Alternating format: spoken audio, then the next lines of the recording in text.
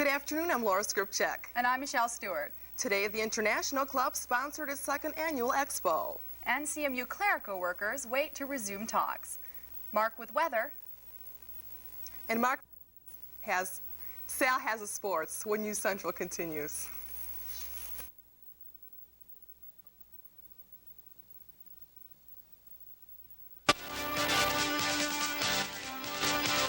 Serving the Mount Pleasant community and Central Michigan University.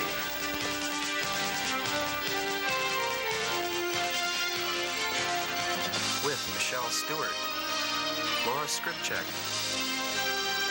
Mark Moses with weather, and Sal Giaco with sports. This is News Central. Central Michigan University is known for its diverse campus. Several groups were at the University Center today to help increase cultural awareness. Ballroom students were given the chance to widen their horizons. From 10 to 5 p.m., the International Club sponsored the International Expo 92. The various stands represented Europe and the Middle East. I spoke to the president and founder of the International Club, Vicky Fida, who is from Greece herself. This year, the International Club did not have such a hard time preparing for the expo because we had the experience from last year. It took a lot of organization, a lot of people worked hard on this to make it look like this. And I think everybody's satisfied with how it has turned out so far. The International Expo 92 was started by word of mouth. Vicky had to individually call each and every foreign student to ask them if they would like to set up a table for their country. The response has been great. And this International Expo, it's been going on for the last 5 years. But this year we contacted all the international students, faculty, and people who are in Mount Pleasant. We told them that we are going to have International Expo, and if they want to represent their country, they can come here and display their stuff. And we got a big response. As you can see, we have a lot of stuff over here, a lot of good countries. And if you were curious what the national dress was, well, all you had to do was ask.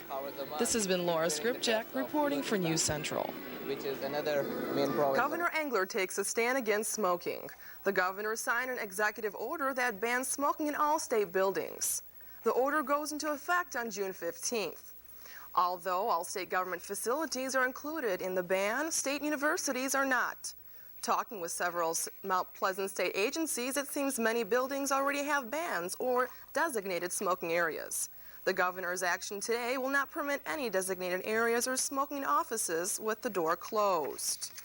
In addition to prohibiting smoking in state buildings, the bill also includes a ban on smoking in state-owned cars and will stop the sale and manufacture of tobacco products on state properties. Although all state buildings are included, an Engler spokesperson says the ban does not include the Capitol or the buildings the House and Senate work out of. To ban smoking in these buildings will take a legislative order, which Engler is pushing. According to a 1990 study, Michigan is ranked first in deaths related to smoking. It's been over 8 weeks since a fact finder heard testimony about the Central Michigan University clerical contract dispute, and still there has been no word from University of Michigan professor Bernard Klein. While both sides are anxious for his report, they are taking the delay in stride. United Auto Workers Local 6888 President Sherry Gaunt says clerical workers expect to hear word any day now. CMU's Public Relations Director Ray Goldsmith says the university is not surprised that it's taken so much time and that officials also expect a decision soon. The fact finder report gives both sides a direction for resuming the bargaining process. In numerous areas across the nation, college student loan defaults have doubled in the last year. Pleas for financial aid have nearly quadrupled. Today, college loan defaults are being discussed at a hearing held by the National Association of Student Financial Aid Administrators.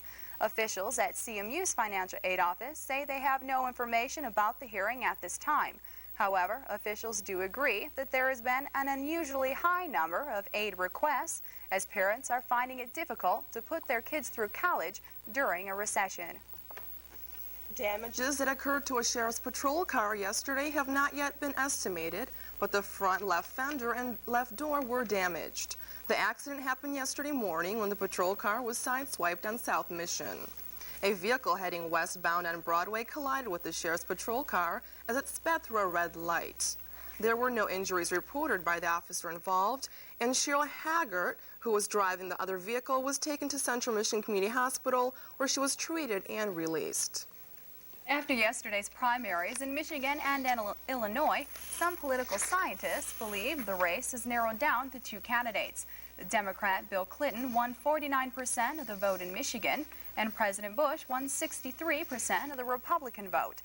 Despite Bush's strong showing on Super Tuesday and in yesterday's contest, contender Pat Buchanan is determined to stay in the race. News Central's Carolyn Wiley has the story. After losing yesterday's primaries in Michigan and Illinois, Republican candidate Pat Buchanan's future 92 campaign success is unlikely. Although he received none of Michigan's 72 delegates, he will continue his campaign. The strong showing Buchanan originally received when the primaries began has quickly faded, but journalism professor James Wehart thinks that Buchanan will be in the race until the last primary. Having listened to him, I'm now convinced that he intends, at this point at least, to stay in until California, until after the last primary, and then go to the Republican convention and there make his peace with President Bush. He must know, obviously, that President Bush is going to be renominated. Wehart thinks that Buchanan may change his strategy.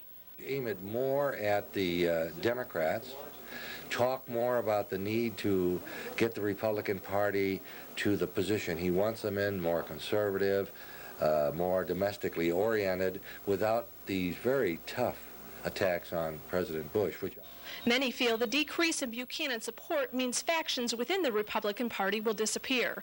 Carolyn Wiley, News Central. A Bay City woman whose mother was killed in a United Airlines flight was in Washington today for a hearing on the accident. Barb Handley Miller's mother died due to a faulty cargo door lost during a flight. 9 people died in the accident, which took place 3 years ago. The National Transportation Safety Board is trying to establish the cause of the accident. Handley Miller is in Washington with her sister, claiming that the FAA is responsible for allowing planes with a faulty door to fly. The problem was detected, but it was put on a low priority list, which gave the airline up to a year and a half to replace any faulty parts. 2 separate investigations have been warranted by the Michigan Department of Natural Resources and State Police. They claim that some contractors are purposely overcharging the state to clean up leaking underground gas tanks. DNR District Cleanup Supervisor Rod Mazier says some companies are going overboard because they know they can get away with it. The Michigan Underground Storage Tank Financial Assurance Fund has paid out about $80 million for cleanup work since February of 1990. The fund provides private contractors money to clean up leaking petroleum tanks. DNR investigator Sergeant Milton Scales says searches for fraud allegations began last year, and the state police investigators joined the inquiry last month. Coming up in the world, South African President de Klerk is very happy after his election. And a look at how yesterday's primaries may change candidates' campaigns. When News Central continues.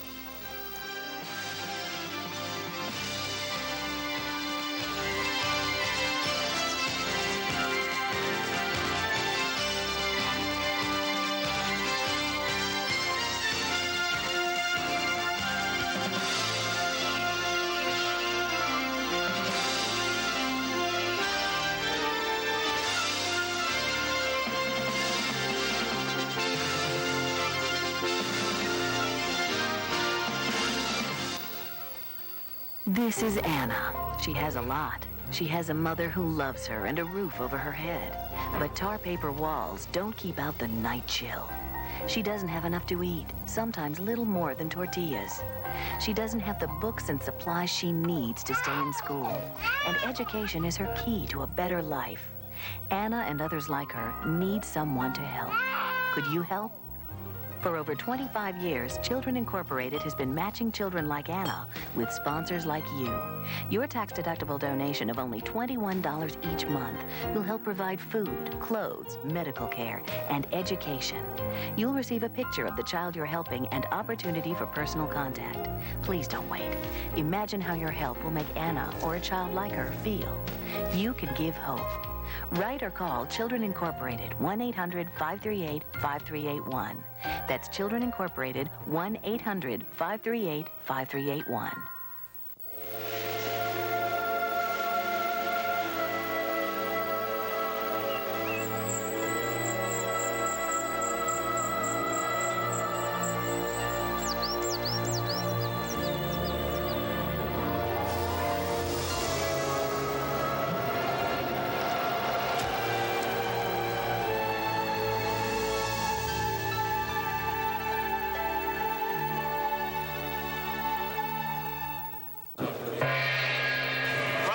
And fellow mountain goats, this year's recipient of the treasured Black Horn Award, Richard Lynch. Come on up here, Dick. What are you doing this weekend that's so important you can't take a little time to test your home for radon? After all, it is the second leading cause of lung cancer, and a radon test kit is inexpensive. You could pick one up on your way to the lodge.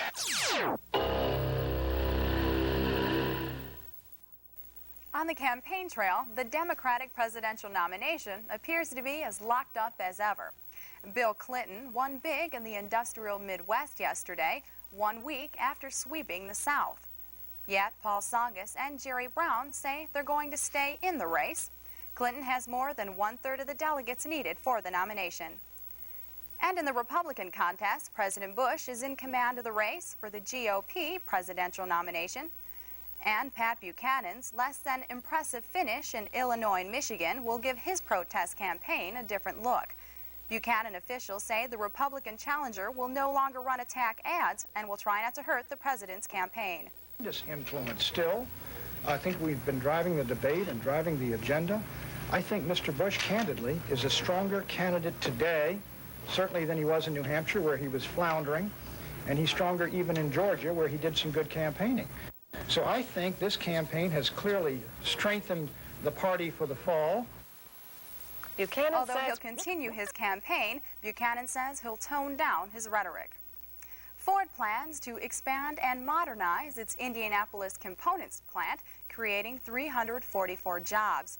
Ford says it will spend nearly $500 million during the next 5 years on the project.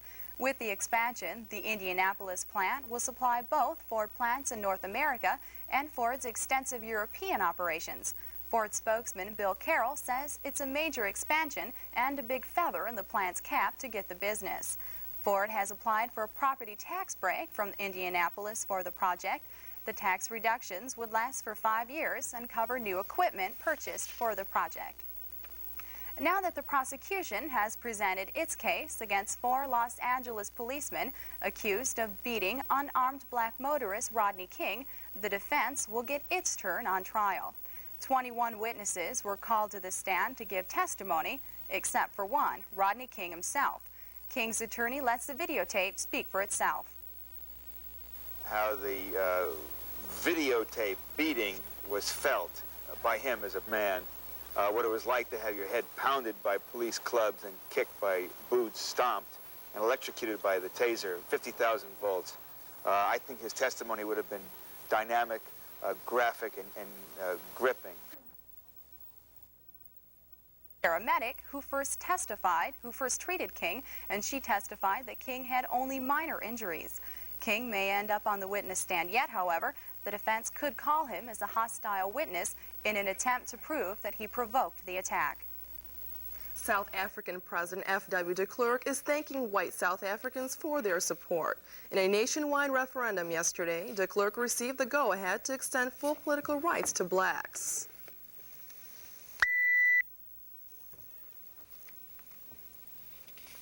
White-only black ballots since apartheid was announced in 1948. With the majority of the votes counted now, nearly 72% of South African whites favor continuing talks on power sharing with blacks. This is a landslide victory for de Klerk, who states his political career on the ballot. There was 85% voter turnout, which was unprecedented in South African voting. And President Bush says he is ready to find those responsible for the bombing of the Israeli embassy in Argentina. In a letter to Israel's prime minister, Bush calls the bombing a, quote, senseless act of terror, end quote. At least 12 people were killed in yesterday's explosion, and the blast destroyed the embassy and injured more than 250 people. The Islamic Jihad is claimed responsible for the attack. And apparently they won't live happily ever after. British tabloids say Prince Andrew and Fergie, the Duchess of York, are about to announce their separation after a marriage of 5 years. The Daily Mail of London says the couple's strained relationship began recently. It fell apart after a media discussion about Fergie's friendship with Texas oilman Steve Wyatt. Buckingham Palace won't comment on the reports that say the couple huddled with lawyers this past weekend. And up next, Mark Moses will have the weather.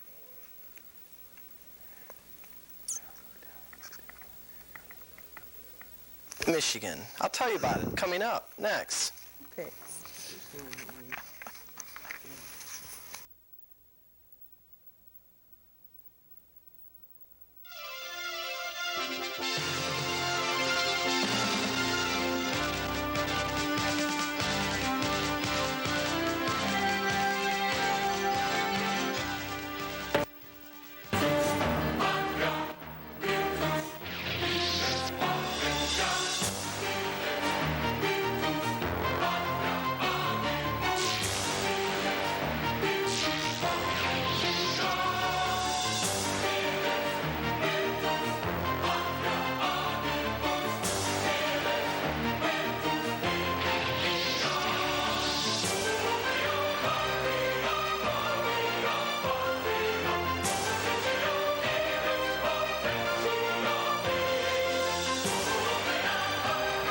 compete, you've got to be strong. To win, you've got to be smart.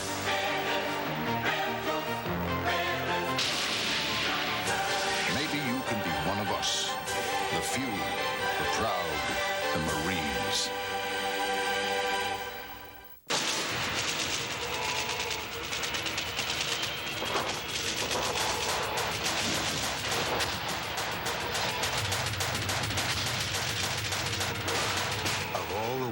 Used in the world in the last 40 years, none had more power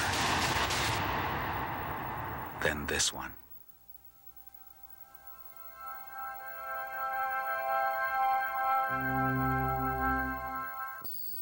Now here's a few reasons why you should watch All Kidding Aside.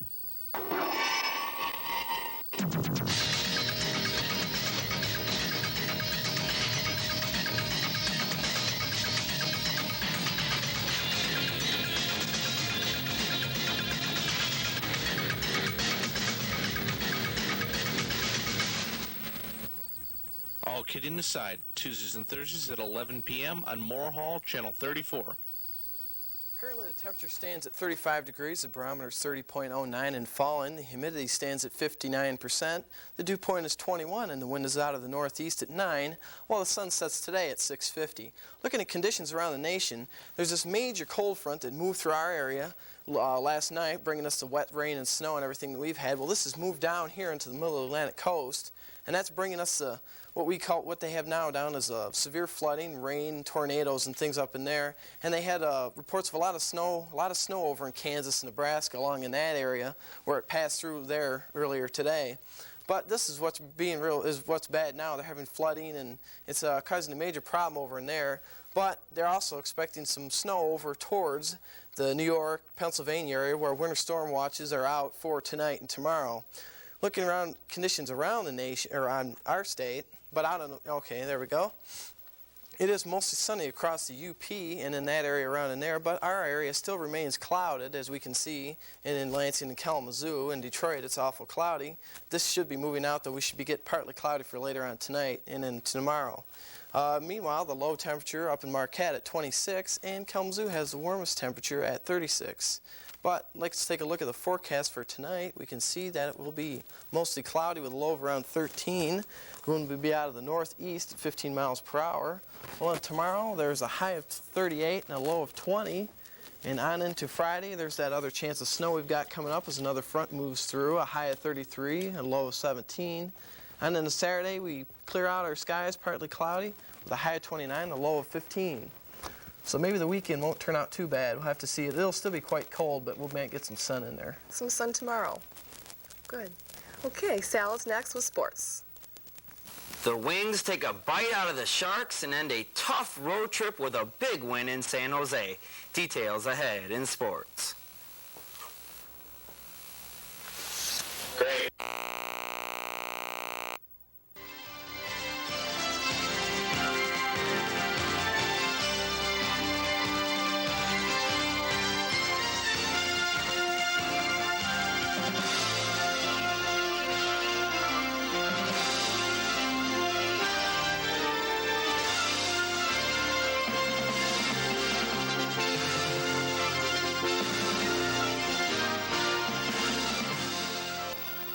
There is a mighty spirit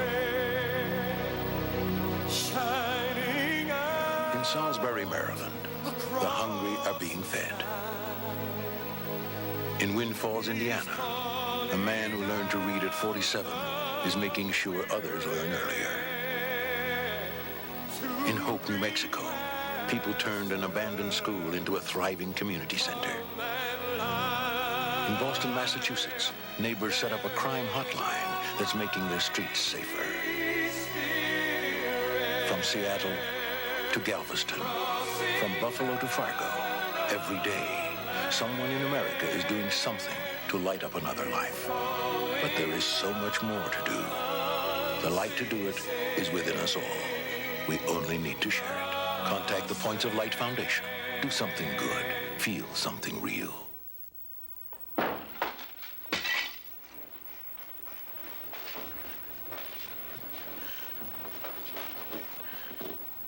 Honey, it's Mom. Please let me in. I'm worried. Learn to see the signs of mental illness. 2 out of 3 people who get help get better. For a free booklet, call the American Mental Health Fund. We made it. Hey, I couldn't have gotten through physics without you. Yeah, well, you're on your own at college. It's not fair. That's all right. I'm gonna get a job, you know, I'm gonna start working, I'm gonna save, and I'll be in college in another year or 2. Thanks. So, what do you have planned, Mike? I think I'm gonna go home and make a sandwich. It's okay, man. Support the United Negro College Fund. A mind is a terrible thing to waste. The Detroit Red Wings finished up their road trip last night, and probably glad they did. They struggled through the rough stretch, managing just 1 win in 5 games. But last night, the Wings jumped out to an early lead against San Jose and never looked back. Well, maybe they took a little peek back. They edged the Sharks 5-4 in San Jose.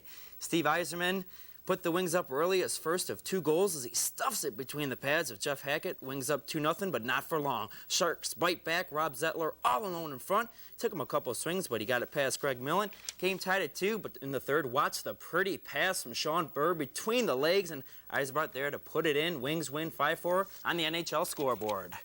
Glenn Anderson scored the winning goal with 2:08 left in the extra period as the Leafs slipped by the Nordiques.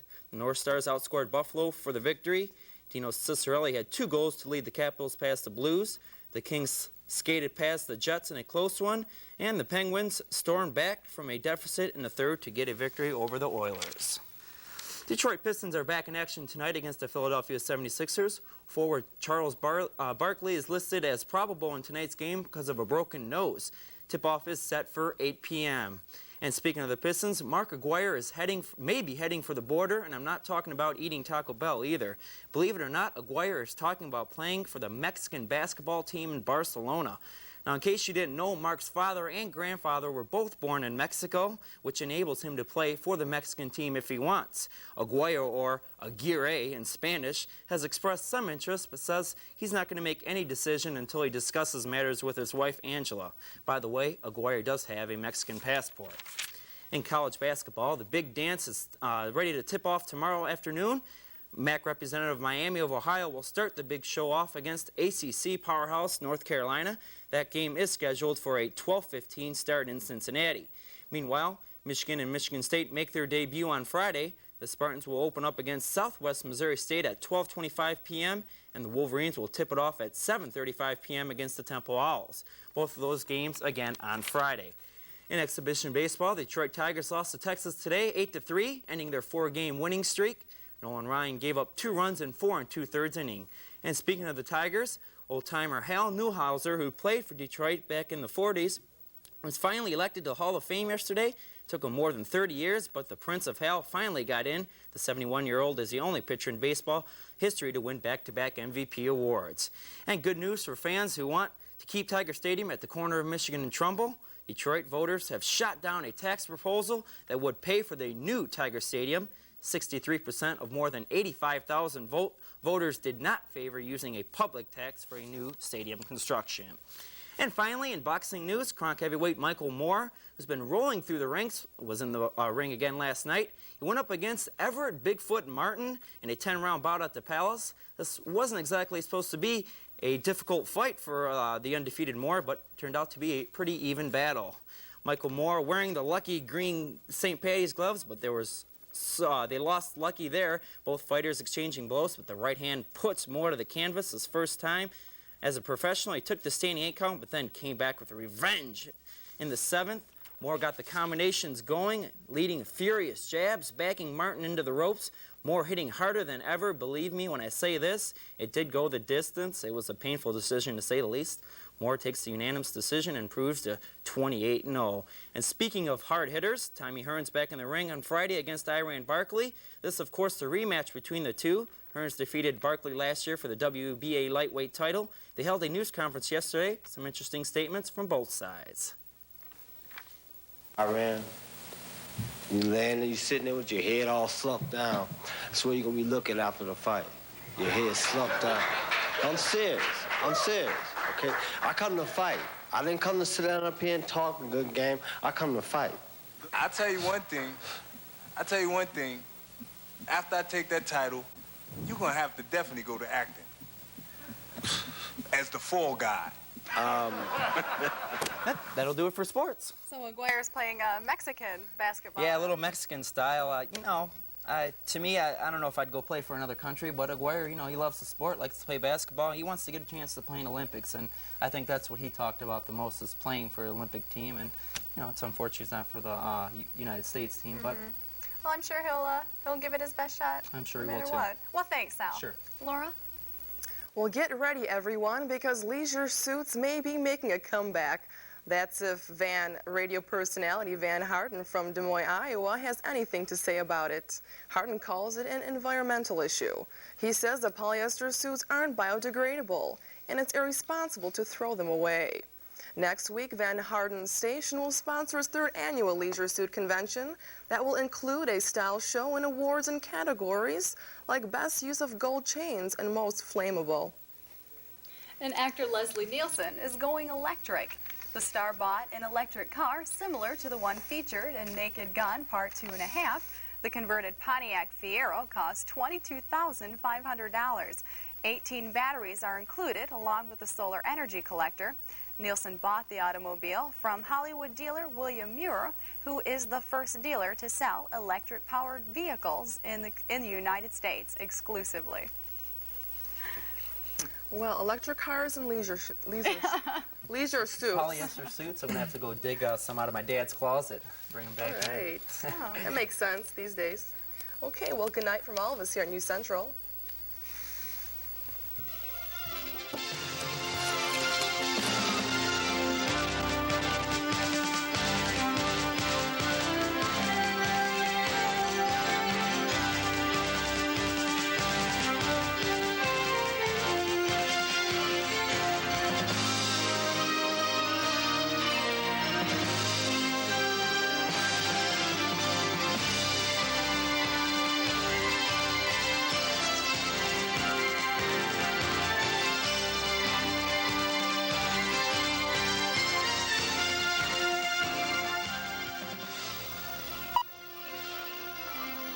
It takes a lot of guts to tell someone he's too drunk to drive.